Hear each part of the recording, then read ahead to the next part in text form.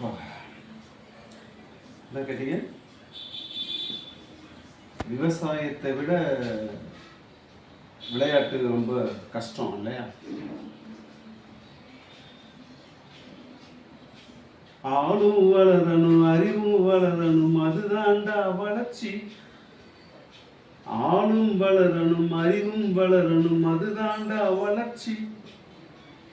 இந்த பாட்டுக்கு ரொம்ப பொருத்தமான ஒரு நபர் ஒன்று இன்னைக்கு தமிழ்நாட்டினுடைய அமைச்சராக வாய்த்திருக்கிறார்.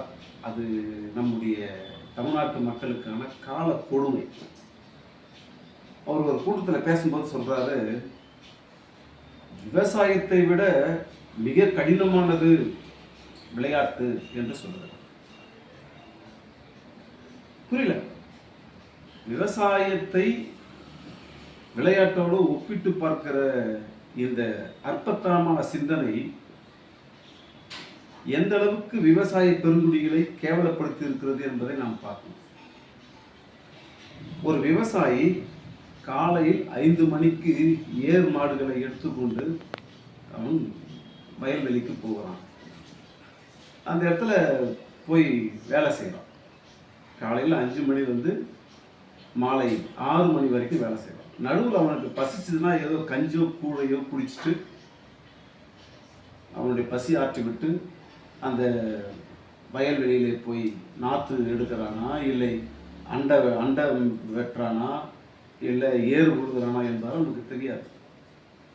அங்கே சாப்பாடோ கஞ்சியோ கூழோ கிடைக்கவில்லை என்று சொன்னால் கூட ஏதோ ஒரு பனம்பழத்தையோ தேங்காவையோ தின்னுட்டு அவங்க வேலை பார்க்குறாங்க. ஆனால் விளையாட்டுத்துறையில் இருக்கிறவர்கள் ஒரு ஒப்பீடுக்காக கிரிக்கெட், இந்திய கிரிக்கெட்டை நீங்கள் எடுத்துக்கணும்.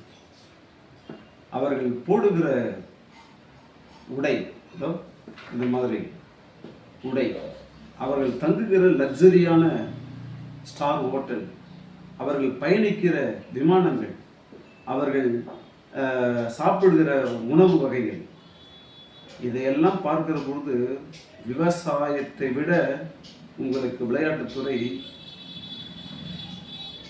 உங்களுடைய பார்வைக்கு அப்படித்தான் இருக்கும். ஸோ இப்போ என்ன விஷயம் வருது அப்படின்னா, ஒரு விவசாயி 12 மணி நேரம் உழைக்கிறான்.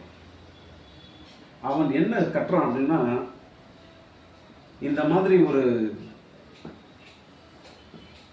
ஒரு கோவணத்தையும் தலைக்கு மேலே ஒரு தலப்பாவும் ஒரு துண்டையும் போட்டுக்கிட்டு அந்த வெயிலில் போயிட்டு, வேகாத வெயிலில் போய் வேலை செய்யறான்.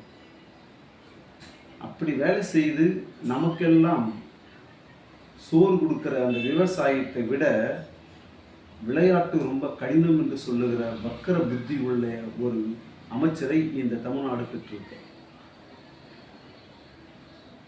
விவசாயம் 12 மணி நேரங்கள் ஒரு விவசாயி உழைக்கிறான். இதே விளையாட்டு வீரர் ஒரு நாளைக்கு காலையில் 5 மணிக்கு விளையாட்டு மைதானத்திற்கு சென்று விட்டு மாலை 6 மணிக்கு வீடு திரும்புகிறாரா ஒரு விளையாட்டு வீரர்? எந்த விளையாட்டு வீரரும் 12 மணி நேரம் 13 நேரம் ப்ராக்டிஸ் பண்ணுறோம். ஆக இதெல்லாம் எவ்வளவு இந்த மாதிரி பேசுகிற இந்த அமைச்சரை பார்த்தால் நாம் ஆச்சரியக்குறி என்று சொல்லுவதா இல்லை தற்குறி என்று சொல்லுவதா தெரியல. விவசாயி அம்மனத்தோடு ஏர் ஓட்டுகிறான். அம்மனத்தோடு விவசாய நிலத்தை அவன் அந்த தேவைகளை பூர்த்தி செய்கிறான். ஆக விவசாயம் உங்களுடைய பார்வைக்கு இலகுவாகத்தான் இருக்கும், விளையாட்டு ரொம்ப கடினமாகத்தான் இருக்கும். ஏனென்றால் இன்றைக்கு இந்த நடிகர் விஜயனுடைய அரசு விவசாயிகளுக்கு பயிர்க்கடனை 50,000 மட்டும்தான் தள்ளுபடி செய்திருக்கிறார். தள்ளுபடி செய்கிறோம் என்று சொல்லியிருக்கிறார்கள்.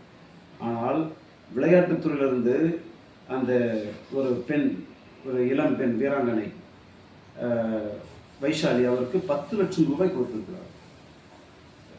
ஆக மாடு மாதிரி உடைக்கிற ஒரு விவசாயிக்கு 50,000 தான் நீங்கள் தள்ளுபடி செய்வீர்கள்.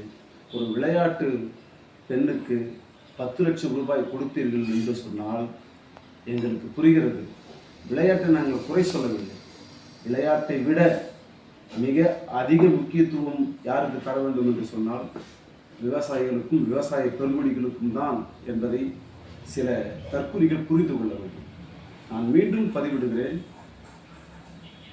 விளையாட்டிற்கு 10 லட்சம் கொடுக்கிற நீங்கள் அந்த விவசாய பெருங்குடிகளுக்கு பயிர்க்கடன் 50,000 மட்டும்தான் தள்ளுபடி செய்வோம் என்பது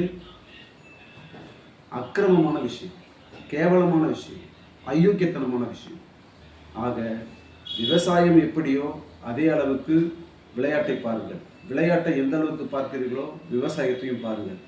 விவசாயத்தை விட மேன்மையானது இந்த உலகத்தில் வேறு ஒன்றும் இல்லை. இதை புரிந்து கொள்ளுகிற அறிவார்ந்த சமூகம் புரிந்து கொள்ளும். அறிவற்ற அறிவிலிகள் இதில் அவர்கள் நகர்ந்து போகலாம். எங்கள் பதிவு எங்கள் விவசாயிகளுக்கு நன்றி.